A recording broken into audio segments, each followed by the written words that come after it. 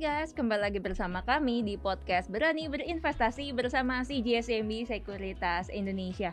Kembali lagi bersama saya Vanessa Herman dan kali ini saya nggak sendirian ya, saya ditemani oleh rekan saya. Ini ada Handi Noverdanius. Nah, beliau adalah Bank Sector Analyst dari CGSMB Sekuritas Indonesia. Kita sapa dulu ya. Hai Handi. Halo. Yup, thank you banget nih udah mau main-main ke podcast kita hari ini. Sama-sama. Oke, nah hari ini pastinya ya kita kalau udah ngundang analis perbankan pasti kita akan ngomongin gak jauh-jauh dari perbankan ya teman-teman ya. Dan sekarang kita langsung aja yuk ajak Handi ngobrol ya. Han, kalau misalkan kita lihat ya, jadi net buy asing sepanjang 1 bulan terakhir itu emang cukup gede gitu ya. Kurang lebih udah bukuin net buy-nya sekitar 3,78 triliun. Dan saham yang paling banyak di net buy asing justru yang menarik adalah ini di bank-bank besar gitu ya. Kayak BRI itu catetin 1,3 triliun net buy-nya. Kemudian ada Mandiri ini 982,4 miliar gitu ya. Terus ada BCA ini 898 miliar. BNI ini 420 miliar gitu ya. Nah mungkin bisa di-share nih ke teman-teman semua ya. Kira-kira emang ada katalis apa sih yang mendasari asing ngelihat bahwa perbankan kita ini masih menarik gitu? Okay. Ya mungkin karena kalau kita lihat dari market Indonesia sendiri kan majority dari investor asing itu tetap investnya di big caps banks ya. Dan secara fundamental juga kalau kita lihat perkembangan berita 1 bulan terakhir itu kan juga ada banyak isu mengenai krisis perbankan di Amerika dan juga negara Eropa ya yang mulai berkembang. Jadi sebagai salah satu option di Indonesia ya mereka masih ngelihatnya banks yang paling atraktif dan juga paling defensif dibanding sektor-sektor yang lain.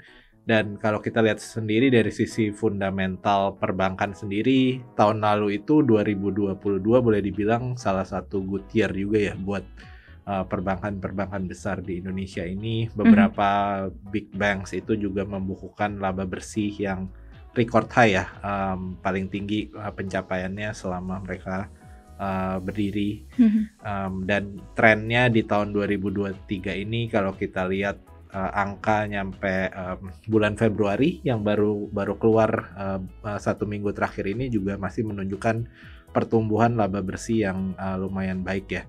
Jadi boleh dibilang rata-rata pertumbuhan laba bersih perbankan sampai bulan Februari itu di atas 20% secara year on year selama Januari Februari.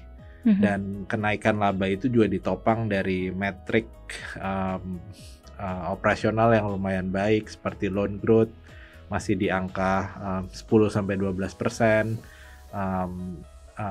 NIM sendiri net interest margin itu juga trennya masih ada peningkatan secara year on year basis karena kalau kita lihat tahun lalu di awal tahun kan masih ada COVID-19 pandemic dan sekarang kan juga sudah ada kenaikan suku bunga di Bank Indonesia sejak third Q sampai fourth quarter tahun lalu.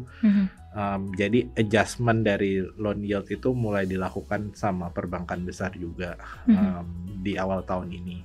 Sedangkan dari sisi funding pembiayaan bunga untuk deposit itu kan juga perbankan ini udah mulai shifting dari yang tadinya fokus di time deposit atau deposito yang mana kan suku bunganya jauh lebih tinggi ya dibanding suku bunga tabungan ataupun giro. Itu sejak pandemi trennya shifting ke kasa which is giro dan juga tabungan yang rate-nya jauh lebih murah dibanding deposito. Makanya kita bisa ngelihat adanya NIM expansion juga secara year on year.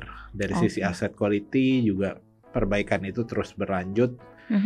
Dan kita ngelihat perbankan besar itu sudah membukukan pencadangan yang lumayan tinggi sejak pandemi. Jadi worst case kalaupun ada pemburukan aset itu harusnya nggak ada negative surprise yang bakal translate ke profitnya perbankan-perbankan ini. Oke, thank you banget. Jadi, intinya adalah perbankan kita tuh masih menarik gitu ya, karena dari segi laporan keuangannya semua tadi Handi bilang juga positif gitu ya. Nah, yang menarik nih ya, jadi kalau kita lihat yang paling banyak di-net buy oleh asing gitu ya, itu justru BRI nih. Kayaknya agak lumayan jauh gitu ya secara value dibandingin dengan, big banks yang lainnya. Nah, mungkin, bisa disampaikan nih Handi, jadi untuk, BBRI sendiri kira-kira target price, based on fundamental tuh di berapa sih? Dan kira-kira, kenapa nih asing lebih banyak, net buy-nya ke BRI? Eee, Mungkin ada beberapa faktor ya kenapa BRI itu jadi salah satu favorit asing juga, Mhm, selama, tahun ini year to date, kayaknya mereka itu membukukan pembelian bersih yang lumayan besar dibandingkan bank-bank besar lain seperti mhm, BNI, Mandiri ataupun BCA ya. yap, Kalau kita sendiri di CJCIMB sih kita masih, pasang target price itu di sekitar Rp5.400, rupiah per share. mhm, Asumsi kita dengan valuasi itu di angka sekitar 2,1 kali price to book ya, yang mana itu, sedikit di atas rata-rata, 10 tahun historical PB min-nya, Bank BRI mhm, sendiri. Dari sisi fundamental kita lihat kinerja BRI itu juga cukup baik, yang kita tahu kan mereka sudah mengkonsolidate, PNM dan Pegadaian, melalui pembentukan Ultra Holding Mikro, di tahun 2021 yang lalu. Dan, kalau kita lihat dari pertumbuhan growth-nya sendiri, tahun lalu itu lumayan, baik dari sisi loan, maupun, laba bersih, mmm, dan, support dari anak usaha PNM dan Pegadaian konsolidasi itu juga mulai terlihat di, numbers-nya BRI sendiri ya, mhm, sejak tahun lalu. Dan mhm, ekspektasi ke depannya juga dengan adanya sinergi, di Ultra Micro Holding Company ini, diharapkan juga dapat, lebih efisien dari sisi operasional dan juga dari sisi, loan underwriting itu jadi lebih produktif ya, yang mana mhm, akan translate ke better, profitability buat, BRI-nya sendiri. mhm, Terus dari, concern dari investor di BRI itu kan, sejak tahun lalu, dan khususnya sejak pandemi lah boleh dibilang itu mhm, adanya penurunan, pertumbuhan di produk yang namanya Kupedes, yaitu produk, lending tapi non subsidized, mhm, dan belakangan trennya sejak awal tahun ini tuh pertumbuhan Kupedesnya trennya sangat positif.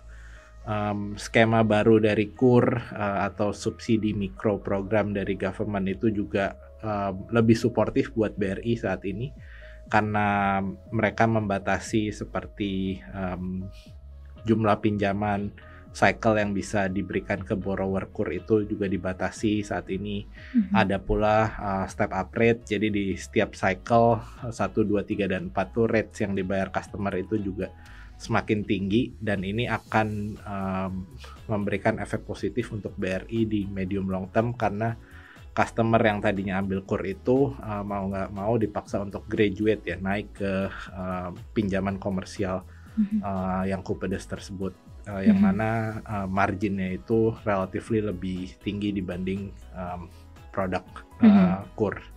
Oke. Oke, jadi intinya menguntungkan si BRI gitu Iya. ya. Oke.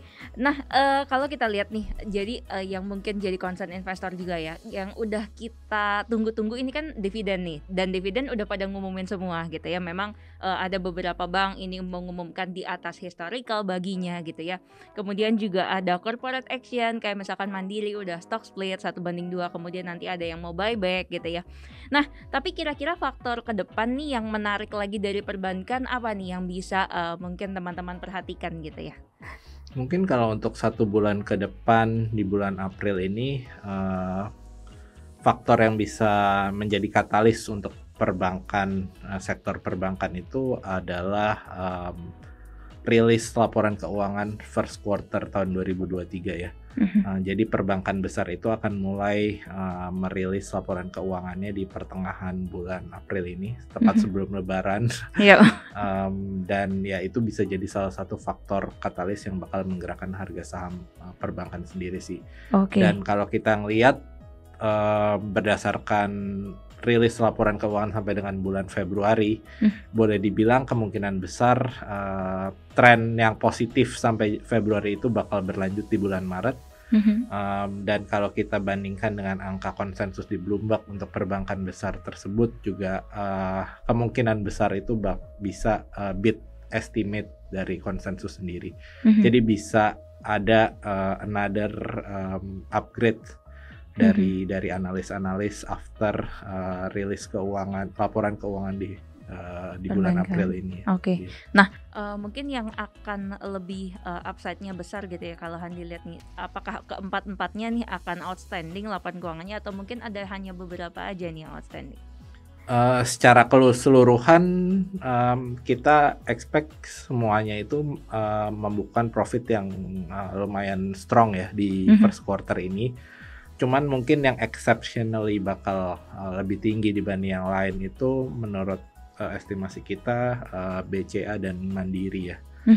Karena kalau kita lihat metrik BCA sampai dengan bulan Februari itu boleh dibilang lebih baik daripada guidance company di beberapa metrik seperti net interest margin itu jauh lebih tinggi di atas guidance, credit cost yang merefleksikan asset quality itu juga jauh lebih rendah dibanding estimasi company, dan juga OPEX efficiency itu juga jauh lebih baik ya dibanding estimate. Sedangkan kalau untuk Mandiri sendiri nyampe Februari itu resultnya juga sangat bagus secara bank only.